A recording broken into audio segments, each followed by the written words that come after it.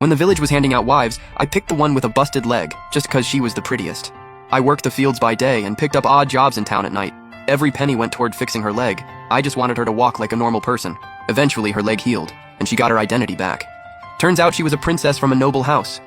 But she didn't take me along to live the good life. Instead, she locked me in the woodshed and had me whipped. It wasn't until I was nearly dead that she finally told me, if I hadn't butted in back then, she would have married my brother. She said I ruined her happiness, and she wanted me to pay with my life. When I opened my eyes again, I was back to the day they were handing out wives. I didn't even glance at Shen Yanran with her broken leg. I walked straight to the woman in the corner. You want to come home with me? Out of nowhere, Shen Yanran crawled over with tears in her eyes and grabbed my pants. Why aren't you picking me? At the shed entrance, the broker was leading women in on a thick rope. Seeing all this, my heart was pounding. I could barely breathe. The humiliation and pain from that woodshed still felt carved into my bones. But here she was, clutching that mangled leg, looking exactly like the first time I ever saw her. Bro, you picking someone or not? My brother's voice snapped me back to reality. That's when it hit me. I'd been reborn, back before any of it went wrong. Every year, the broker would bring in a batch of women with nowhere to go, and the single guys in the village could take them home.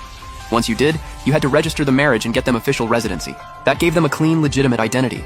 Before my mom passed, she left me a loom. I was looking for someone quick with their hands who knew how to weave, but my brother kept pointing at Shen Yanran.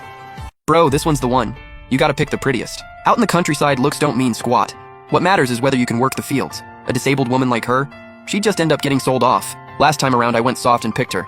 This time, not making that mistake again. I walked right past Shen Yanran. I did not expect her to lunge at me and grab my foot. Those pretty eyes locked onto mine, full of desperation. She'd never looked at me that softly before. My brother said the exact same thing as last time. I shook my head. I need someone who can work the loom. She can't even walk right. I'd be supporting her for nothing. Shen Yanran stiffened. My leg can be healed. Sure, it can be healed. Doesn't mean I've got the money to do it. I don't have that kind of cash, Mark, and I'm not playing the fool again. Last time I worked myself half to death for her, nearly passed out more than once. And she never once showed me any gratitude. I figured she was just cold by nature, didn't know how to show feelings. But when my brother fell off the ridge, she dragged herself over on that busted leg to save him. That's when I realized she knew how to love. She just didn't love me.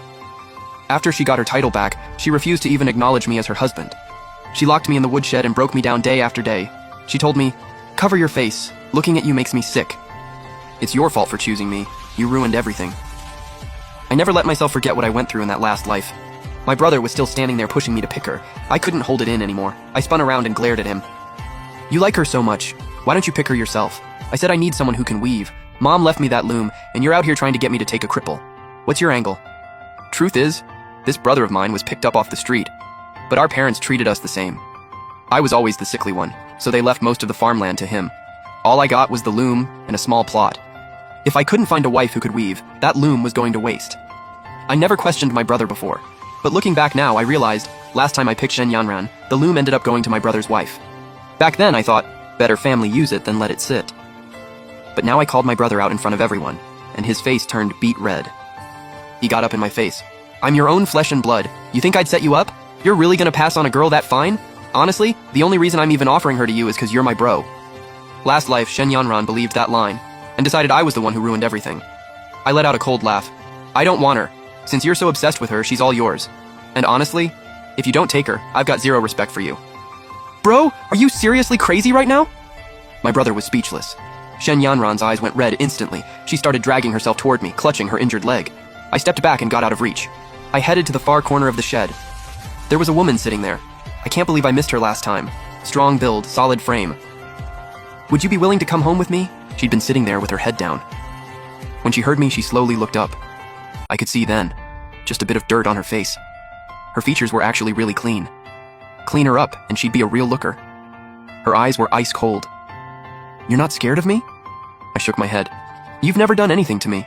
Why would I be? That girl over there, Shen Yanran, all delicate and pitiful looking, she's the one who haunts my nightmares." I reached out my hand. "What's your name? I'm not gonna force you, but if you come with me, I promise I'll treat you right."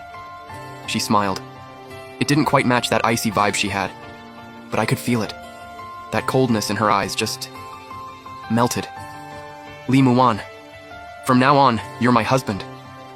I froze, because I knew that name. She'd been the lowest slave in the military camp, and ended up becoming the kingdom's one and only female general. Her name alone was enough to make enemy soldiers turn and run. So in my last life, she was left unclaimed and sent off to the army. Was I actually helping her right now? Or was I standing in the way of her destiny? What, having second thoughts? Li Muan caught my hesitation, and her eyes dimmed. It's fine. Nobody ever wanted me growing up. I'm used to it. No way. I'm picking you. I went straight to the broker and signed the papers. Shen Yanran saw it all from across the room. She completely lost it, dragged herself toward me like a woman possessed. She grabbed the bottom of my pants and shook it hard, eyes full of disbelief and desperation. Then what about me? Why won't you pick me? My leg's messed up, but I can give you kids. Just please, pick me. The way Shen Yanran was acting, it hit me. She'd been reborn too. I just couldn't figure out why she was doing this. Li Muan kept a straight face and kicked her hand away. He's my husband. Who told you that you could touch him? I crouched down next to Shen Yanran. Who said I wasn't picking you? Her eyes lit up. I waved the broker over. You heard him just now. My brother is really into her. Get those two signed up. Chen Feng, are you out of your mind? What am I supposed to do with a cripple? She can't weave, she can't farm. You don't even have a loom. You don't need anyone to weave. The broker didn't want to get stuck with anyone unsold. He grabbed my brother and got that handprint on the paper fast. On the way home, my brother Chen Chong didn't say a single word, completely ignoring his new limping wife. It was Li Muan, being the bigger person, who helped Shen Yanran the whole way back. Otherwise, my brother might have had a funeral on his wedding day. Honestly, I never thought I'd end up living under the same roof as Shen Yanran again. This time she was next door, sleeping in my brother's room. Our old mud house had zero soundproofing. You could hear everything through the walls, and every night my brother's yelling started up. What's a cripple even good for? I gotta help you use the outhouse. You better get pregnant fast, and or I'll starve you out and get a new one next year. By midnight, things finally went quiet next door, but my side of the wall was just getting started. Li Muan came back into the room after washing up. All cleaned up, she looked even better. That cool, composed vibe made it hard to look away. She got a little shy, wouldn't look at me. Can I get in bed? Of course. We're married. She moved fast and tucked herself right into my arms. Caught me completely off guard, her arms locked tight around my waist. She apologized right away. Sorry, this is my first time being someone's wife. I'm a little clumsy. Did I hurt you? The waist to ease up a little.